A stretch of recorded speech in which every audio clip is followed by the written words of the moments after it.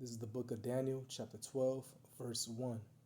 And at that time shall Michael stand up, the great prince, which standeth for the children of thy people, and there shall be a time of trouble, such as never was since there was a nation, even to that same time.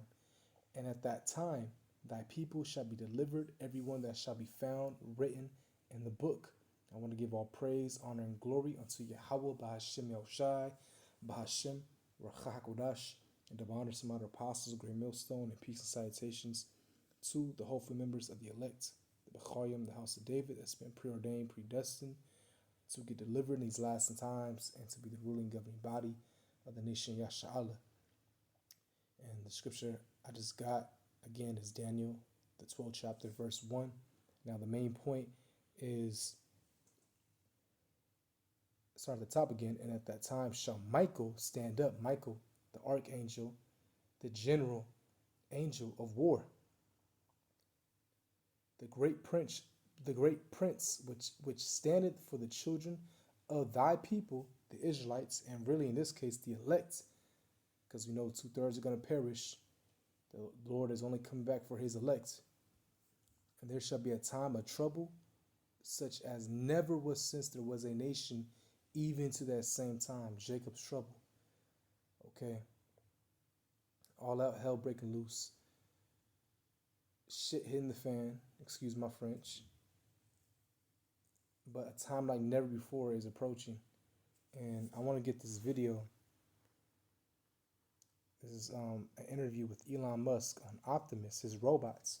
Because the times we are heading into, when Esau comes down with great wrath, part of it, I can see it through spirit, and other brothers say it, he's going to use his robots. Okay. His robots that come down along with his soldiers and mercenaries and what have you, and all his weapons, his blessing on the left hand side, his blessing involving the sword. Okay. He's going to come with everything he got. And it's going to be truly hell on earth.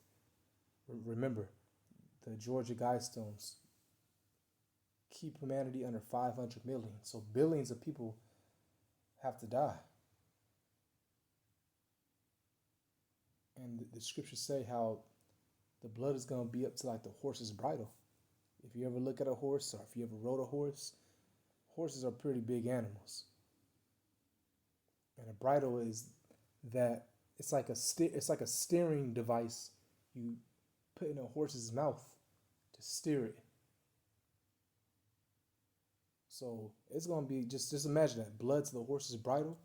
Look at a horse, and that is symbolic, metaphorically speaking, how much death is gonna be out here in these streets. Okay, so let's get this video rolling. This is from Lex Clips. Okay, again, Elon Musk on Optimus, his robots that he's building, will build over 1 billion robots a year. This is what this man wants to do. And there's what? A recorded number of 8 billion people on the earth. He said by 2035, there will be more robots than people. We don't have that long, definitely. But this shows you the mindset of these devils, what they want to accomplish. So let's get into it. Huge number. You run out pretty quickly. And Optimus can go, so Tesla cars are unfortunately have to stay on the road. Optimus robot can go anywhere. There's more reality off the road and go off road. I mean, like the Optimus robot can like pick up the cup and see, did it pick up the cup in the right way? Did it, say you're going to pour water in the cup, did the water go in the cup or not go in the cup? Did it spill water or not? Yeah. Simple stuff like that. I mean, but it can do that at scale times a billion, so generate useful data from reality. So cause and effect stuff. What do you think it takes to get to mass production of humanoid robots like that? It's the same as cars, really. I mean, global capacity for vehicles is about 100 million a year. could be higher. It's just that the demand is on the order of 100 million a year. And then there's roughly 2 billion vehicles that are in use in some way. So, which makes sense. Like the life of a vehicle is about 20 years. So at steady state, you can have 100 million vehicles produced a year with a 2 billion vehicle fleet, roughly. Now, for humanoid robots, the utility is much greater. So my guess is humanoid robots are more like at a billion plus per year. But, until you came along and started building Optimus, it was thought to be an extremely difficult problem. I mean, it still is an extremely difficult problem. So walk in the park. I mean, Optimus currently would struggle to walk in the park. I mean, it can walk in a park. The park is not too difficult, but it will be able to walk over a wide range of terrain. Yeah, and pick up. Right now, these are the prototypes. They can do household chores, but don't be deceived. They have robots that they're building in their underground laboratories that can kill, do everything a soldier can do and better. Objects. Yeah. They can already do that. But like all kinds of objects. Yeah. All foreign objects. I mean, pouring water in a cup is not trivial. Because there was a robot years back in a laboratory in Japan that killed, I believe, 4 scientists. And then when they shut it down, another robot uploaded he was uploading was uploading information from the web on how to rebuild itself back. And like I said, Esau is going to use this. This is going to be part of his sword to come down and slay a lot of people, along with the Gurga troops, the mercenaries. Esau's going to use everything he got. All right, everything he has on the left-hand side. His blessings is the sword, the laser beams, these different weapons, and in this case, these robots and AI. Revelation 12, verse 12. Therefore rejoice, ye heavens, and ye that dwell in them. Woe to the inhabitants of the earth and of the sea, for the devil is come down unto you, having great wrath, because he knoweth that he hath but a short time. So Esau is going to come down in great wrath, and again, using his sword in many different applications. Pestilence, biowarfare, actual people, troops, soldiers, and then his army of robots, laser beam. He has the direct energy weapons up in the outer atmospheres, and in space. Okay, I had a dream about that, about again AI drones, AI robots, and you see, and Esau, he wants to chip the masses. He wants to gear you towards a technological age, an era where you're hooked up to a machine, a cyborg. That's what he wants to do, because he believes that he can get immortality through that way. Okay. So this whole AI, the robots, Esau wants to use that to try to aim for immortality as well. Upload his mind to a machine, or download his consciousness, all right, into a chip, and then put it in the machine in a robot. This what this man thinks. A demented fantasy. Psalms 49 verse 11.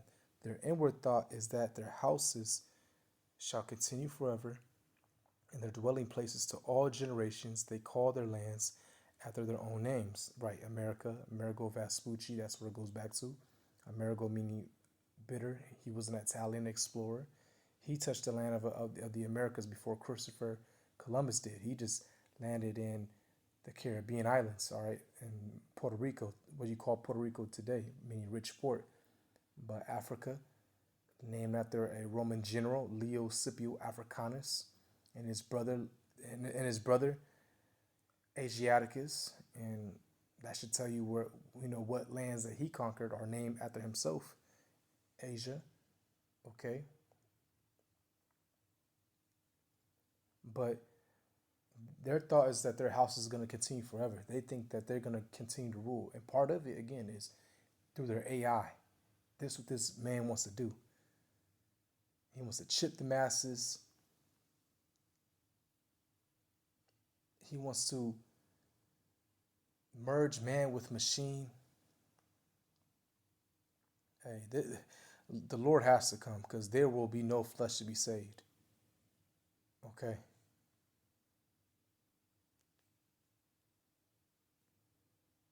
And I can see this man, like it says Revelation, the 12th chapter, or no, is that Revelation 7 verse, or 7 chapter? Let me see, that war in heaven, because the devil's angels, talking about Esau's angels, meaning his soldiers,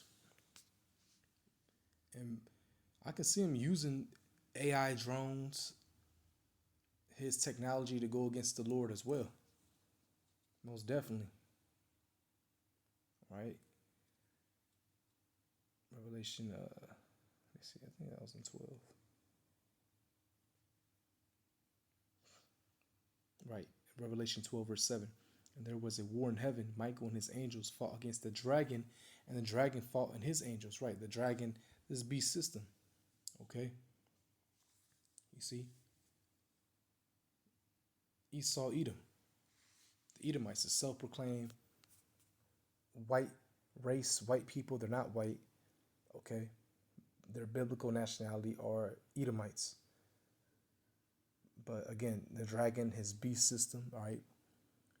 The beast, okay, compromising the NATO and EU, and you see that, you see that dragon with the 7 heads and 10 horns. Again, that's the NATO and the EU, and that whore that sits on top, which is America, okay, and his angels, his soldiers, all right. And I can see again Esau using when the Lord returns, all right, with the host of holy angels, and over there in the valley of Yahweh, okay, in the land that's barren and desolate, and that basically that Arabian region in West Asia. I can see Esau using his technology as well, the AI drones, robots, all of that, man. Because they're gonna send all that as well to, when World War III pops off and that's the hot zone, they're gonna use everything. All right. When that's played out. When the nations are going at it against each other. Okay, you're gonna see people, and this nation is gonna be equipped with robots and AI drones. Oh yeah. And then that final day, Yahweh Shai is gonna return, and they're all gonna turn their attention on him. They're gonna be scared, but the Lord's gonna put a prideful spirit on them to make them fight, and they're gonna be utterly destroyed. Second Ezra, the 13th chapter. Okay, no, the 11th chapter. Is it 13 or 11? Slack. Let me see. I'm gonna go back to that video. I'm not gonna read it. All right, I'm not gonna read it. Just see if that's the right one. Maybe I might read a little bit. Right, Second Ezra 13, verse 3. And lo, it says, and I beheld, and lo, that man waxed strong with the thousands of heaven. And when he turned his countenance to look, all the things trembled that were seen under him. This time of Yahweh Shai coming back with the whole host of the holy angels. And all the things that are going to tremble are these people, these troops, those soldiers, those armies from various nations that's going to fight each other in Armageddon, in the land of the valley of Yahweh Shaphat, meaning Yahweh's decision, and we called the Arabian region, okay, or the Middle East, I should say, so-called. All right, those soldiers, they're going to be shaking in their boots, but the Lord's going to make them fight. And it says, and whatsoever the voice went out of his mouth, all they burned that heard his voice, like as the earth felleth when it filleth the fire. Because the Lord's going to come back, and we call it chariot, like Independence Day, and laser beam those armies. And after this I beheld, and lo, there was gathered together a multitude of men out of number from the four winds of heaven to subdue that man that came out of the sea. Right. I could see Esau using everything. He got soldiers, the AI drones, and it's all going to be destroyed. It's not going to work. They're going to try to go against a man that's coming straight from the heavens, from a whole nother dimension. It says how the Lord's going to come back and with great power and great glory. And you see videos of these chariots and they defy the laws of physics. You know, Esau even says how these so-called UFOs is what they call them. They're chariots, but he says that these UFOs are 1,000 years ahead of us, technology-wise.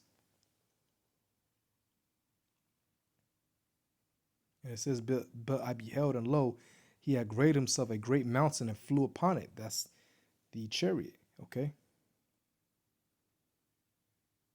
But I would have seen the region but I would have seen the region or place whereout the hill was graven, and I could not. Right, the chariot was too massive. Ezra couldn't even see the beginning nor the end of it. And after this I beheld, and lo, all they which were gathered together to subdue him were sore afraid, and yet there's fight. They can be afraid, but the Lord's going to put the spirit on them to fight. Okay? And I said I was going to read about it. That's the spirit. All right, so let's go back to this nonsense. If you don't know anything about the container, it could be all kinds of containers. Yeah, there's going to be an immense amount of engineering just going into the hand. Yeah. The hand might be close to half of all the engineering in Optimus. From an electromechanical standpoint, the hand is probably roughly half of the engineering. But so much of the intelligence of humans goes into what we do with our hands. Yeah. It's the manipulation of the world, manipulation of objects in the world. Intelligent, safe manipulation of objects in the world, yeah. Yeah. I mean, you start really thinking about your hand. I'm just reading these comments. One person said real quick, so in 8 years, we will have more of Elon's bots than humans. That's what he wants. And this person said, Elon, dangers of AI is something we can't even imagine. And he did say that a few years ago. I remember that. Also, Elon, we'll build 1 billion AI robots a year. Goodness. Right. Terminator. That's what's coming. Terminator robots, man. To subdue people. Along with troops, soldiers. It's a time like never before. Daniel's the 12th chapter. That's why I start off with that scripture. It's going to be, excuse my French, fucking crazy. All right? But Yahweh Shemashah is going to protect his elect. So don't fear. But it's going to be hell on earth. And hey, man, may Yahweh Shah just come quickly. Maybe, that we just keep the faith, stay strong, and just be delivered ultimately. Be in that chariot, man.